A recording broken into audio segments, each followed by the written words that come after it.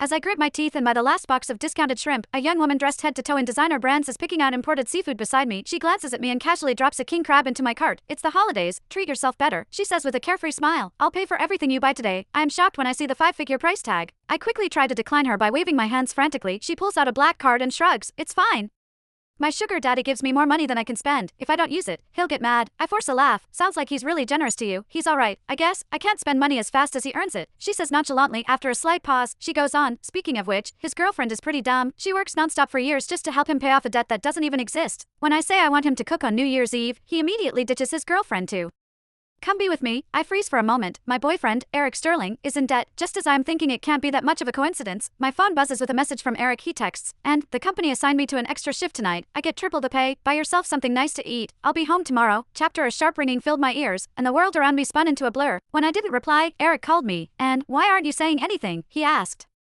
Gently, as I listened to the familiar indulgence in his voice, I couldn't help but ask, can you come home today? We don't need the money anymore, okay? He paused briefly, then let out a soft chuckle. Do you miss me that much? After we finish paying off the debt, we'll have all the time in the world. Someone called for him in the background, and he quickly hung up. I stared blankly at the $100 he had just sent. Next to me, the young woman let out a helpless sigh.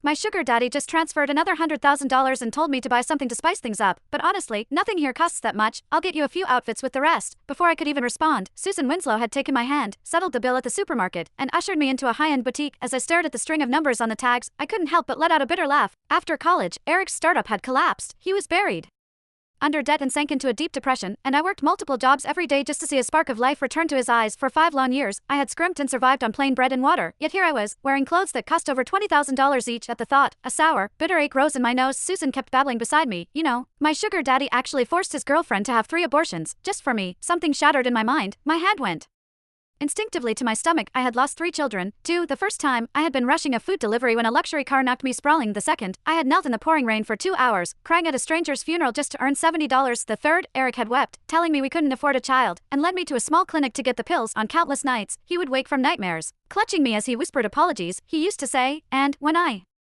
make a comeback, I'll give you a stable home. Susan didn't notice my face growing pale and continued, that foolish woman didn't even know what to say when she realized she had crashed into a luxury car. Chapter. Susan said, my sugar daddy was in the back seat the whole time, watching me live, and that funeral gig, it should have paid $700, but he had someone force it down to just $70. As I took in the smug look on her face, I asked, doesn't it bother you that he has a girlfriend?